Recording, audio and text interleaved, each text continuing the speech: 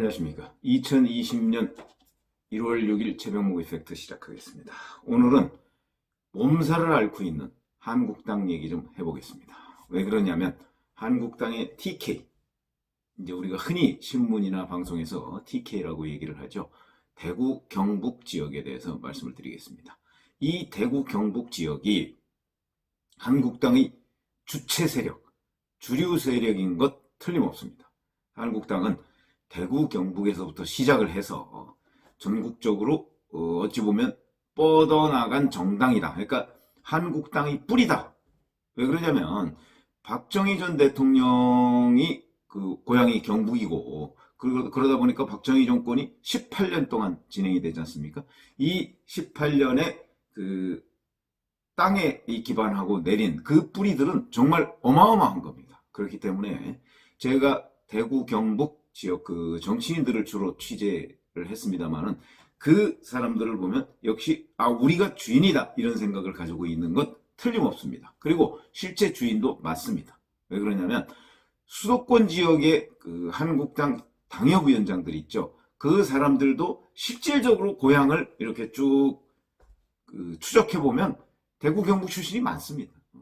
그리고 이제 그 다음이 뭐 PK라고 얘기하는 우리가 흔히 부울경이라고 얘기하는 그 사람들이 많습니다. 그러니까 한국당이 영남이 뿌리다 하는 거 틀림없습니다. 그건 누구도 부인할 수 없고 통계적으로도 나와 있습니다. 그런데 지금 바로 그 뿌리인 TK가 흔들리고 있는 겁니다. 무슨 얘기냐면 TK가 아닌 다른 많은 한국당 내의 세력들이 TK를 향해서 너희가 좀 앞장을 서라. 지금 물갈이가 대세라는데 그런데 왜 아무 불출마 조치도 안 하고 가만히 있느냐 이런 손가락질을 하고 있습니다. 왜 그럴까요? 그건 한국당이 변하는 모습을 보여야 되는데 그 모습을 TK가 앞장서 왜냐면 주인이기 때문에 앞장서서 모습을 보여줘야 되는데 아무도 지금 불출마 얘기를 안 하고 있고 오히려 저 사람은 이미지도 괜찮고 그래서 그냥 출마해도 될 만한 사람들이 지금 불출마를 선언하고 있는 그런 상황이 돼버렸습니다. 그러다 보니까 한국당에 대해서 유권자들이 기대를 많이 저버리고 있고 그런 것들은 리얼미터, 한국갤럽 이런 온갖 여론조사 기관의 여론조사 결과로 그대로 나타나고 있습니다. 그런 결과에서 어느 곳에서도 한국당은 30%를 넘지 못하고 있고 반면에 지금 민주당, 더불어민주당은 40%를 웃돌고 있습니다. 한 5% 정도의 포인트의 차이는 제가 보건대는 아마 그건 비슷한 것이라고 보시면 되겠습니다. 왜냐하면 샤이 보수의 존재, 저는 있다고 보니까 그러면은 5%포인트 정도는 충분히 이건 비슷한 거다 이렇게 얘기할 수 있는데 지금 한국당 입장으로서는 5%, 10%포인트 정도를 뒤지고 있다고 하면 이것은 곤란한 것이죠. 왜 그러냐면 지금 문재인 정부가 벌이고 있는 여러 가지 폭주의 장면들을 보고서도 유권자들이 한국당에 눈을 돌리지 않고 있다. 그것이 바로 문제라는 것이죠. 왜 그럴까? 그거는 역시 이 한국당의 뿌리인 PK가 변화를 보여줘야 되겠다 하는 그런 요구들이 지금 빗발치고 있습니다. 이건 제 얘기가 아닙니다. 여론조사의 결과이고 그리고 제 주변에 있는 한국당을 지지하거나 지지하지 않거나 민주당을 지지하는 사람 빼고 그런 사람들의 공통된 지적인데 TK는 꼼짝도 하지 않고 있습니다. 그건 계속해서 그런 반면에 TK 지역에서조차 이 지역 정치인들을 바꿔야 된다. 이런 여론은 어마어마하게 높다. 이것도 또 조사 결과로서 다 나타나 있습니다. 며칠 전 조선을 보시면 다 나타나 있습니다. 그런데도 꿈쩍도 안 하고 있다. 그래서 제가 보건대는 한국당에서 TK가 가지고 있는 지금 이 시점의 위치, 계륵이다. 계륵이다. 계륵 얘기를 하니까 한 10여 년 전에 계륵이라고 했던 그 한 기사가 기억이 납니다. 그때가 언제냐면 2006년, 13년 전이군요. 2014년 전이군요. 2006년 7월 28일자 조선일보인데 칼럼을 썼는데 그 칼럼이 원래 칼럼은 저 신문 지면 뒤에 있는데 일면에 실렸습니다. 지금도 기억납니다. 제목이 계륵 대통령입니다. 계륵 대통령. 그러니까 당시 노무현 대통령을 열린우리당에서 계륵으로 보고 있다. 계륵이 뭔지 아시죠? 닭갈비입니다. 닭갈비. 그러니까 닭의 갈비, 살점이 붙어 있지 않은, 살점이 약간 붙어 있는 갈비. 원래 닭갈비에는 살점이 그렇게 많이 안 붙어 있습니다. 뭐 춘천에 가면 닭갈비 얘기 있지만 그거는 닭의 갈비라기보다는 그냥 닭의 몸통들 이렇게 썰어가지고 한 뭐 그런 것이 있고, 실제 닭갈비는 살이 거의 없습니다. 그러니까 그거는 먹으려고 하니 그 닭뼈가 얼마나 날카롭습니까? 먹으려고 하니까 이거 별로 먹을 거 안 되는데 라고 생각. 버리자니 아깝고, 그게 계륵입니다. 그 당시에 계륵 대통령이라는 그 칼럼이 일면에 실렸는데 노무현 청와대에서 난리가 났습니다. 아니 대통령을 음식에 비유한단 말이야. 계륵, 음식에서 출발한 일종의 그 보통명사처럼 돼 있는 단어죠. 그러니까 그걸 음식에 비유한다, 이렇게 얘기하는 거는 정말 무지의 소치입니다. 어쨌든 간에 그런 일이 있었다. 그러면 임기 말에 노무현 대통령이 계륵이라면 저는 지금 이 시점에 2020년 총선을 3개월여 남겨놓고 이 시점에 TK가 바로 한국당의 계륵이다, 이렇게 생각을 한다는 것이죠. 제 경험적으로 그렇습니다. 동의하지 않는 분 계시겠지만 계륵이다. 그럼 이 계륵을 어떻게 해야 될 것이냐. 2006년 7월 28일에 이 기사가 실렸다고 했는데 실제 노무현 대통령은 2007년 2월 22일에 탈당을 선언합니다. 열린우리당 탈당을 선언합니다. 왜냐하면 그때 탈당이라고 안 하고 당적정리라고 얘기를 합니다. 당적정리? 뭐 표현이 좀 그렇죠? 왜 그러냐면 노무현 대통령은 자기는 열린우리당의 1호 당원이다, 이렇게 얘기를 했었기 때문에 1호 당원이 당적을 정리하는 것이다. 언론 용어로는 탈당이다. 근데 왜 탈당을 했냐면 사실 본인은 별로 탈당하고 싶은 생각이 없었는데 열린우리당이 이미 형해화되고 있었습니다. 형해화. 그러니까 그냥 몇몇 뼈다귀만 남고 나머지는 다 그냥 없어지고. 왜 그러냐면 그 1월 달부터 2007년 1월 달부터 잘 기억나실 겁니다. 뭐 김한길계 탈당해, 뭐 무슨 누구 뭐 탈당해, 뭐 이런 식으로 해서 왜 선도 탈당이라고 하죠. 열린우리당은 도저히 안 되니까 이 당을 부수자라고 해서 몇 명이 탈당을 하고 이어서 또 뭐 몇십 명이 탈당하고 뭐 이런 식으로 해서 열린우리당의 엑소더스 현상이 나타났습니다. 그런 현상 가운데 노무현 대통령도 이 당에 뭐 더 있어봤자 이거 나밖에 없겠네 라는 그런 생각으로 탈당을 했고 당적 정리를 했고 이른바. 그래서 이제 계륵이라는 얘기가 나왔었는데, 자 지금 역사적으로 본다면 노무현 대통령은 밀려서 탈당을 하지 않을 수 없는 상황이 돼버린 그 시점에 탈당을 선택했고요. 근데 지금의 TK는 제가 보기에 그런 식으로 탈당을 할 이유는 없다고 봅니다. 다만 한국당에 뿌리고 한국당의 주인인 것은 틀림없으니까. 그러나 한국당이 TK가 없으면 한국당도 없다. 그럼 뭐 이거 뭐 그런 거 기억나시죠? 이순신 장군 했다는 뭐 양무 호남이면 시무 국가다. 거기에 비유한다면 양무 TK면 시무 한국당이다, 이렇게 얘기할 수 있겠죠. 그러나 그러니까 TK가 없으면 한국당 없는 것이죠. 그러나 TK여야만 하느냐, 꼭 TK가 한국당 전체를 지배해야 하느냐, 그것은 한국당 내에서는 통용되는 논리가 있을지 모르겠으나 총선을 앞두고 있는 정당의 개념으로는 통용되지가 않는다. 그러니까 한국당으로서는 지금 TK가 없어서도 안 되지만 TK가 전부도 아니다. 그런 생각을 가져야 총선 승리에 이 주판알을 좀 튕겨볼 수가 있다. 그러니까 TK만 가지고는 안 된다. 그렇다고 TK가 없어서도 안 된다. 그래서 제가 임기 말에 노무현 대통령과 유사하다, 이런 말씀을 드리는 겁니다. 그러면 노무현 대통령은 당시에 당적정리라는 선택을 했습니다.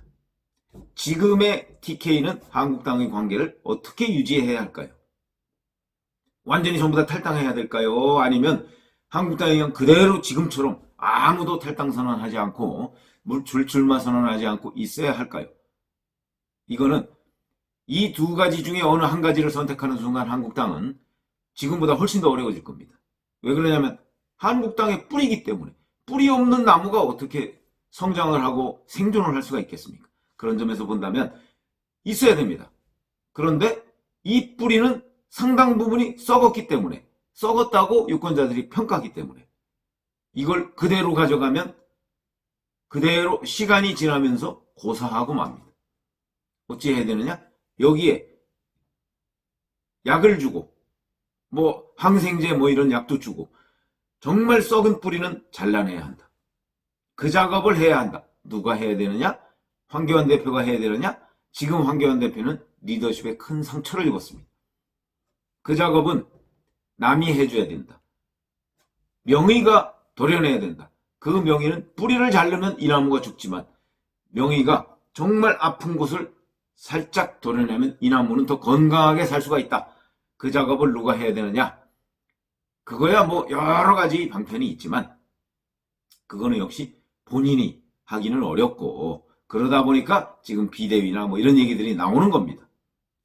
예를 들어서 제가 또 하나 예를 들어 드릴까요? 2000년 총선을 앞두고 이회창 총재가 김윤환 의원 등 이른바 한국당의 그 TK 핵심들을 공천 탈락시켰습니다. 그것도 어찌 보면 지금 20년 전이죠. 어찌 보면 좀 말도 안 된다. 왜 그러냐면 이회창 총재라는 사람이 그 시점까지 자리를 유지하게 된 결정적인 이유는 바로 김윤환계, 허주계의 천폭적인 지원 아래 이회창 총재는 이른바 배양이 된 사람입니다. 감사원장하고 총리하고 총리 때 YS 김영삼 대통령에 의해서 내침을 당한 사람이 나중에 물론 김영삼 대통령이 또 불러서 그 당에 들어왔지만 그 힘은 어디에 있었습니까? 결국은 TK와 결합한 겁니다. 무슨 얘기냐면 허주계를 비롯한 TK가 이회창 총재를 일종의 대릴사위로 데려와서 TK의 목숨을 보존하고 목숨보다는 TK의 그 어떤 영향력을 계속 보존하고 이회창 총재는 본인이 워낙 당내 기반이 약하다 보니까 그러다 보니까 TK를 숙주로 삼아서 당에서 성장을 해서 당을 장악한 것이죠. 지금 황교안 대표 저는 비슷하다고 봅니다. 그런데 황교안 대표가 지금 이른바 TK를 중심으로 한 친박 세력들의 등에 업혀서 대표가 됐고 그리고 나서 이제 3개월 정도 앞에 총선을 앞두고 있는 겁니다. 그러면 황교안 대표는 어떻게 해야 될까요? 저는 2000년 이회창 총재를 벤치마킹 해야 된다. 왜 그러냐면 2000년에도 얼마나 이제 구시대 정치인들에 대한 퇴출 분위기가 있었습니까? 그걸 당시 김대중 대통령이 일부러 만들었습니다. 왜 그러냐?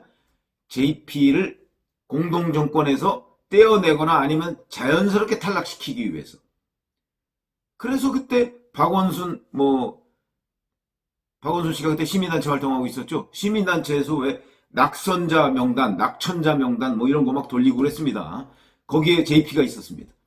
만약에 DJ가 김대중 대통령이 정말 JP는 나의 영원한 동반자다, 공동정권이다 라고 생각을 했다면 그 낙천자 명단에 JP가 올랐을까요? 저는 안 올랐을 거라고 봅니다. 그러니까 어찌 보면 김대중 대통령이 JP를 자연스럽게 정리하기 위해서, 그러니까 선거를 통해서 정리하기 위해서 이른바 낙천운동을 적어도 묵인했다. 저는 그렇게 보는 것이죠. 근데 그 안에 들어가 있었습니다. 허주, 김윤환 의원도 들어가 있었습니다. 그러니까 이회창 총재도 묵인했습니다. 그러면서 그걸 오히려 활용을 했죠. 그것이 바로 허주계를 대거 공천 탈락시킨, 물론 그 배경에는 윤여준 당시 의원이 있었지만 누구의 기획이었든 간에 그런 조치를 취합니다. 그거는 저는 성공이었다고 봅니다. 그해 총선에서 일당이 확실한 일당이 되죠. 이회창 총재의 한나라당이 성공한 것이죠. 자, 그러면 그렇게 이회창 총재가 본인의 숙주였던 일종의 우리가 이제 흔히 정치에서 얘기하는 살모사라고 합니다. 어미를 먹었다 이런 얘기가 되는데 지금 황교안 대표도 TK에 대해서 일반 유권자들이 가지고 있는 일반적인 정서 선거를 앞두고 그 정서를 10분 감안한다면 제가 보건대는 이 중에 일부를 이른바 토사구팽하는 팽을 해야 된다. 팽을 해서 일단 황교안 대표를 비롯한 이쪽 세력, 한국당 세력이 살아야 한다. 저는 그렇게 보는 것이죠. 그렇기 때문에 이 계력을 버려야 한다. 먹지 말고. 먹으면 목에 걸리니까. 그런 생각을 제가 하게 됩니다. 그거는 바로 2000년 이회창 총재의 예를 우리가 벤치마킹 해야 된다. 왜 그러냐면 2016년에 박근혜 전 대통령이 그 이른바 유승민 의원 찍어내기 이 공천으로 뭐 여러 가지 뭐 문제가 발생해서 제1당을 민주당한테 내줬습니다. 물론 제1당인 민주당, 당시 뭐 새정치연합이죠. 민주당인가요? 뭐 민주당이 하여튼 잘한 측면도 있지만 뭐 김종인 대표라는 사람을 영입해서 뭔가 이렇게 더 분치를 하고 그러면서 유권자들한테 새로운 것처럼 보였잖아요. 실제는 새로운 거 아무것도 없는데 그런 것처럼 지금 황교안 대표도 새로운 모습을 보여줘야 되는데 이 새로운 모습을 보여줄 무엇인가가 필요하다. 그거는 2016년에 박근혜 당시 대통령이 했던 그런 공천의 모습보다는 새로운 모습을 보여야 하는데 그러려면 지금 들고 있는 계륵 다 버리면 안 되지만 그 계륵의 상당 부분은 먹지 말고 버려야 된다. 그랬을 때 이 닭고기를 먹는 그 사람이 이 생물체가 살아 움직일 수 있다. 이런 말씀을 드리는 겁니다. 감사합니다.